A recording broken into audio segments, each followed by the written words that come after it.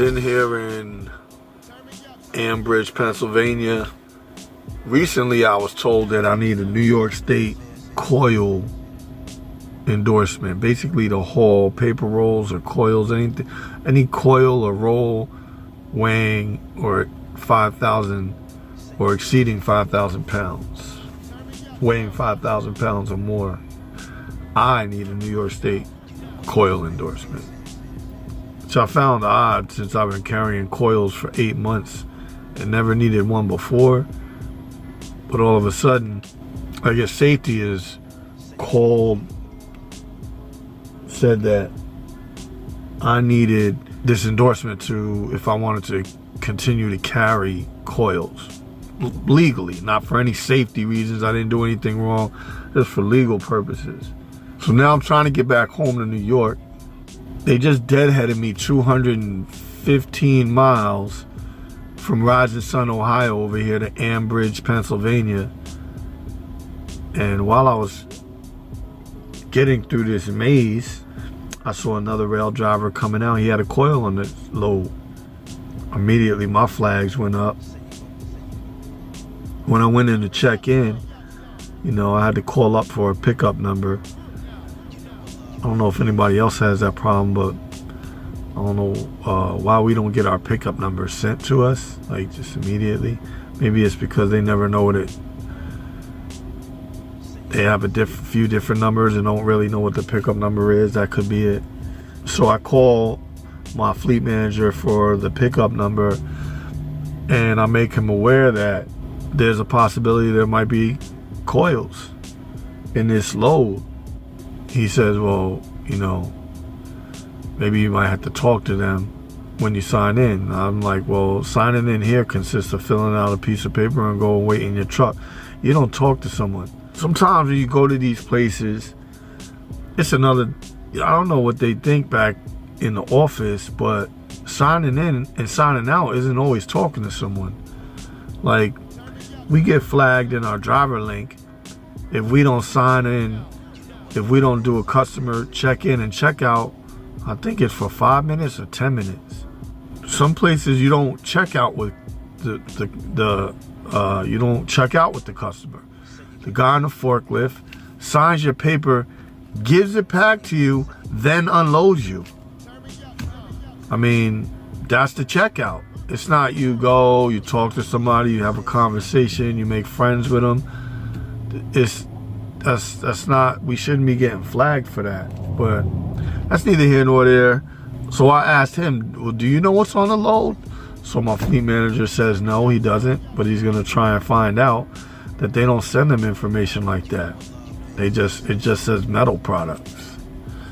So a guy comes out, tells me what dock to jump in, and I ask him, is there a coil on the load? And sure enough, there's an 11,000 pound coil on the load.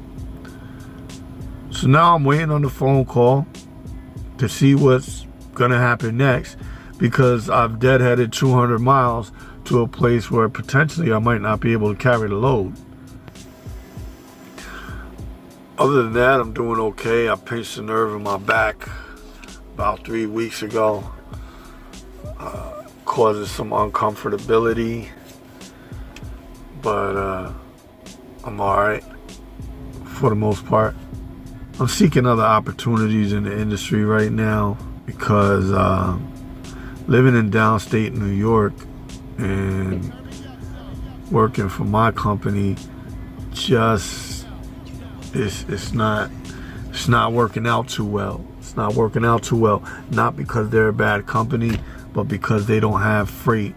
They don't solicit freight, was what I was told. They don't have freight, and they don't have customers in downstate New York. I do still feel a little sour about that, because I just feel like, okay, well, for the sake of your drivers and the fact that you do hire out of downstate New York, wouldn't it be in your best interest, considerably, because you promote a lease program, for you guys to find some freight for your drivers who live in downstate New York? Either that or just don't hire out of there. That's what I think. I mean, if I lived in Chicago or Indiana or Pennsylvania, I'd be golden, but I don't. You know, upstate New York, they got freight. They just, you know, no freight where I live. I'm not even gonna say upstate New York, because I don't know. It just seems to be, it's not trouble getting me home, it's trouble finding freight to get me home. Maybe that translates to trouble getting me home, I don't know. But as a result, I'm seeking other opportunities. I've been on a pretty strict diet for the past 3 weeks.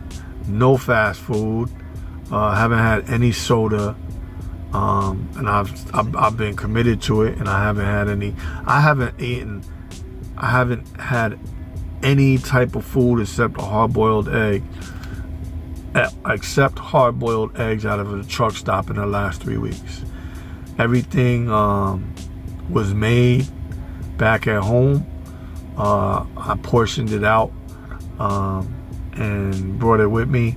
Also, I went over to R&R Jerk in Indiana and bought 4 dinners and portioned them out. I haven't had any red meat in 3 weeks, which is also great. So I've been trying to really pay close attention to my health being out in this truck. I feel like your health can be compromised. My health is being compromised because I was being compromised because I wasn't paying any attention to it. So, and for someone who's been pretty healthy their entire life, I think that I refuse to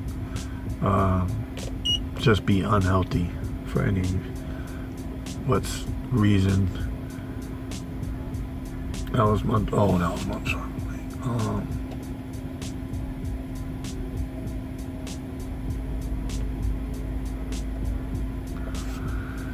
yeah, so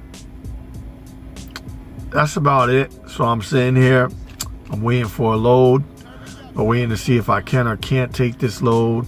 If I can't take this load, I've deadheaded 200 miles to a load that I can't take. It's not my fault I can't take it.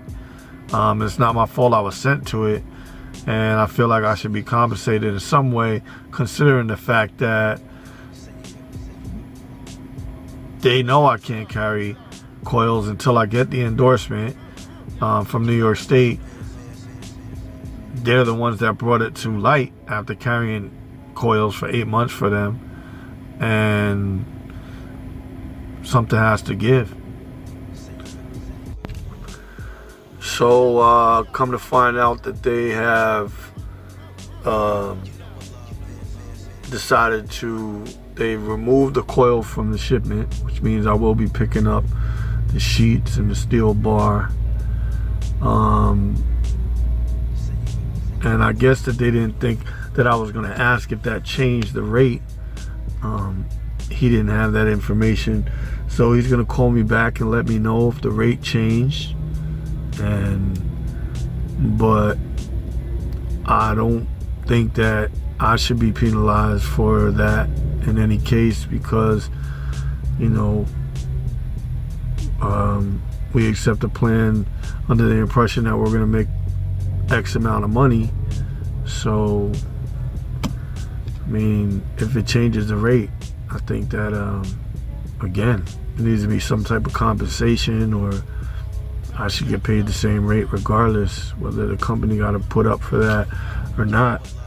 I mean, that's my feelings on it, but we'll see. We'll see what they say. I'm waiting on the phone call back now. So they didn't change the rate. That's a good thing. I just got a message over the driver link. So they took the coil off the shipment, and I gotta get it. Just reminds me, I have to get my Coil endorsement. I have to be home long enough to go get my Coil endorsement. So, but that's what it is.